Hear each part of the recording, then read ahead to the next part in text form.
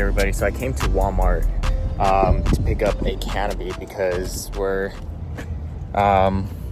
we still have the 65 Impala inside the garage, and we are currently welding on a quarter panel. So in order to get the Chevelle in there, we need to move out the Impala, but until that's done, we have to work on the Chevelle in the driveway. It's getting really fucking hot. So we came and I picked up this canopy for like 80 bucks. It's 10 by 10, so just to give us a little bit of shade while we work on it out in the driveway. And it's already fucking hot. I look like absolute shit. So if you guys see me looking like shit when I go to the store or something like that, just mind your business, that's all. All right, just so you guys can see, until we get this all situated and finished up, we have to work on the Chevelle out here. I just finished wet sanding that door. Next thing is obviously to tackle the car. So got the canopy for it, get a little bit of shade. The more we dig into it, the more surprises we find, but nothing we can't handle. There's a crack on this side. There's a lot of Bono on this fucking car. Not sure what happened. Love to know the story behind it, but whatever. We're working with what we got. Maybe sometime in the future I get new quarter panels. Not sure how bad this one is until we actually get into it. Since I got this car, I've been wanting to get rid of these. And if anyone knows, I guess what a pain these are to get off. I mean, not really. You just need to drill these little rivets out, but just because they're not like fastened in with speed nuts, it just makes it a little bit more complicated. All right, a couple small things that we painted today. These are the bolts for the front bumper. Then we did the jams on the fenders. So the goal is do all the jams. We're gonna do jams for the doors, and where the doors go on the body, the trunk jams underneath the trunk and everything. We're gonna slap it all together. That way when we take it to go get painted, it comes out ready to go. No more assembly after that. All right, a quick thing I just noticed is, look at the paint here. This is shot with the color and the clear after I wet sanded it. Now, I thought this part was gonna get painted. My uncle did this. I thought this part was gonna get painted when it was already on the car, so that's why I didn't wet sand it. So you can see it looks probably hard to see on the video, but a lot more textury. Looks a lot more dry. But that shouldn't matter since I am putting back the chrome trimming. All right, so today what I'm doing is I'm taking out all the interior, and the reason why I'm taking it out is because I don't want to get it at least too dirty. I know the leather, we could just wipe this down, but the carpet is brand new, and I just don't want to get it stained with any of the overspray or the sanding that we do, and I don't want to work hard trying to vacuum it out either. So this is what it looks like so far. Pretty sure these are never been removed before because of this piece of paper, and then this piece of, I wouldn't even call it plywood, but cardboard, whatever, was right up against all that. So let's go ahead and finish up. I'm just gonna take off these panels right here, just so I can remove this trim, and that way we get a clean paint job. The only thing I'm leaving in is the headliner, because that's still good, and the dash. All right, I got mostly everything that I could out, except for this panel. This panel is giving me a fucking hard time. I can't take off this door handle. This little thing used behind it doesn't work this way, it has to work this way. But every time I do that, these edges end up digging into the leather right here, and I don't want to damage it. And the only reason why I want to take that off so I could take off this, so I get like a clean paint job, but I'll just move this over and just mask it up from there. It'll be fine. All right, finally got the back window out. Honestly, when I first took out the vinyl top, or when I was thinking about taking out the vinyl top, I was thinking the worst. So I just planned for it to be all rusted on top and shit like that, but it's actually pretty solid, which is great. Now the window is all types of fucked up. You see Russell's there, so pretty much all this has to be cut out. so we get to that later. Right now I'm just gonna get a grinder and to start flattening out the surface, getting out all that extra rust, just so we could get a clean cut and a clean weld whenever we do decide to tackle this. Got all the interior right here. The window took me about a solid 2-3 hours to get out. I was doing it the wrong way. I was using a flathead screwdriver. There you go, flathead screwdriver and a scraper, which is just like a little box cutter knife, and just going around the edge. Like this section took me like 30 minutes to do, if not longer. Then I got some of that yarn right there that I picked up at the dollar store, pulled it through and just started sawing it out little by little. I just did from pretty much here all the way around to that bottom side, then just pushed the window up, and it came out pretty easy. Boom, just got it right there. Got the fenders. We're working on the doors right now. So let's get to grinding all this down. All right, a quick how-to on how to remove the sail panels. Cool. Obviously I did mine with the window out, a little bit easier that way, but you could do it with the window in. First of all, there's gonna be a trim piece that goes around the whole edge of this window, and you just literally pull it out. It just slides in. There's no clips or anything like that. Pull it out. So yeah, it wraps around all the way right there. After that, you need to remove this trim piece right here, and it wraps around on the inside. So you just pull it off. It wraps around the inside here. Now I'm showing you on that side. Now this side was a little bit easier just because I already removed the door panel. This side obviously is still on, but I was able to just pull this down from the corner. And here's the sail panel. Wrapped around this edge with like some adhesive. It's sticking on there, so pull it off. Comes up here. It was wrapped in right there. Just took that off. And now it's wrapped in right here with some adhesive.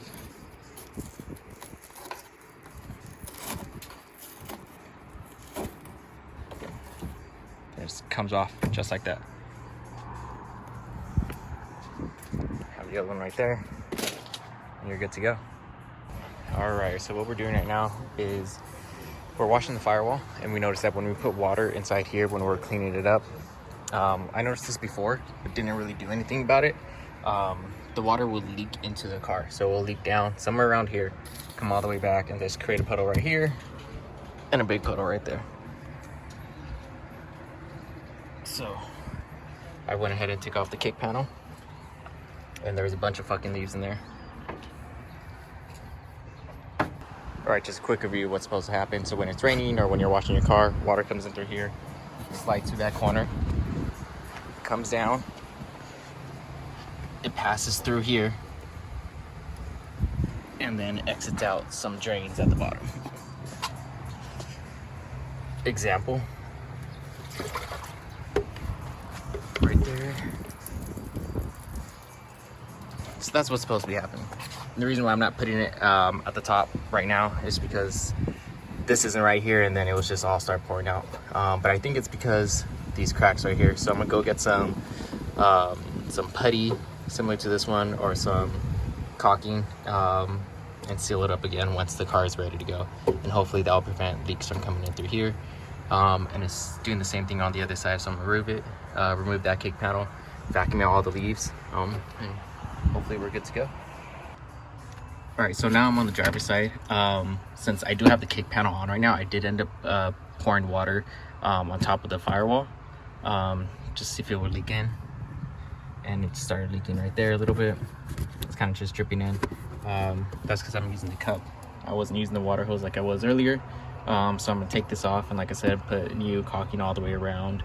But the reason why I want to take it off now is so I can take off all the leaves, and I'll show you how much are in there, or how much is in there. All right, finally got the driver's side kick panel off. It took me a while, but in order to get this kick panel off, you do need to take off the e-brake. So there's two bolts that you have to unscrew from the engine bay. Those two bolts are right next to the fuse box. One right there and one up there. There's a bolt right here, at least for my 71. I saw some videos online where they didn't have this bolt. And then you have to disconnect this obviously from the vent up there. Let's see where it's at. This little hook right there. And then after that, you do have to play with it just to get it out, just because this lip right here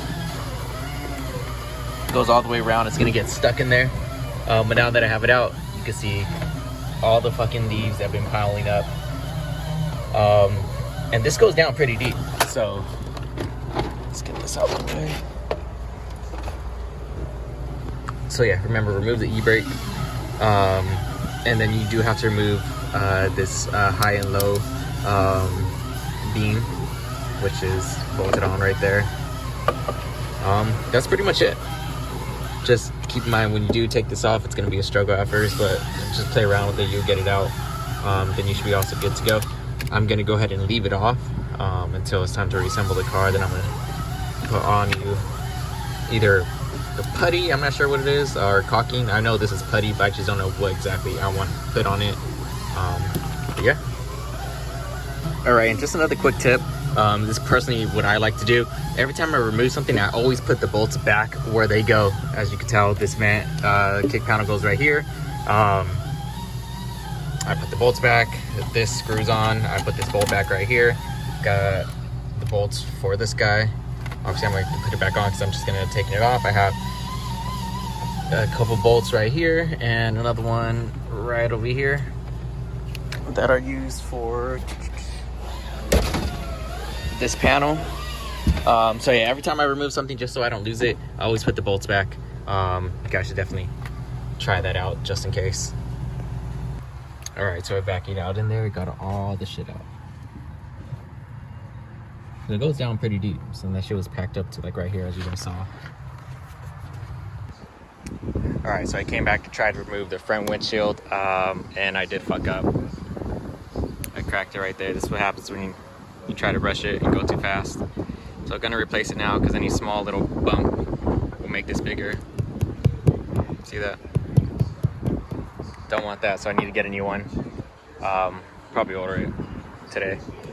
Other than that, let's see if probably try to take it out. Good. If not, I'll kick it out now. I'll let you guys know how that goes.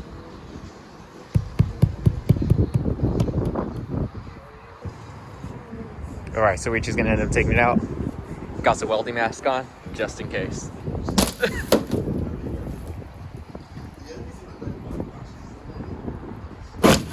There you go.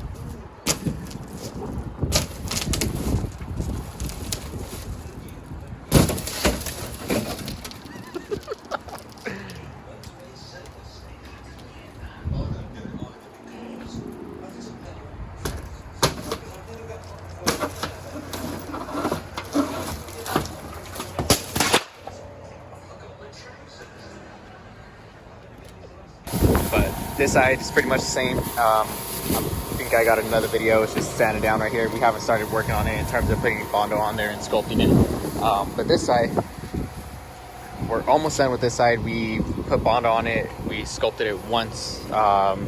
We need to fix this line because I think it's, I don't know if you guys can tell, but it's supposed to arch. Then it's coming down right here. Then it's going back up.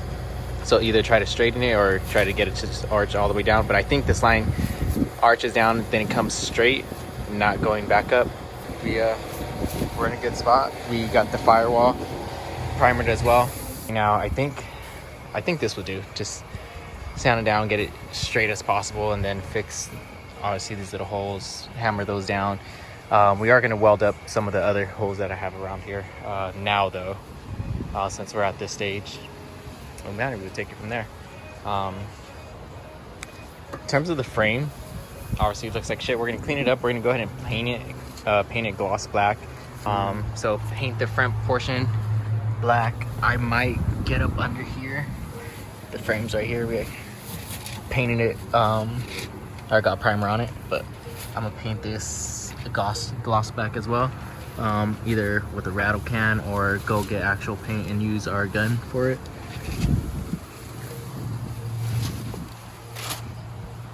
this is pretty much where it's at right now.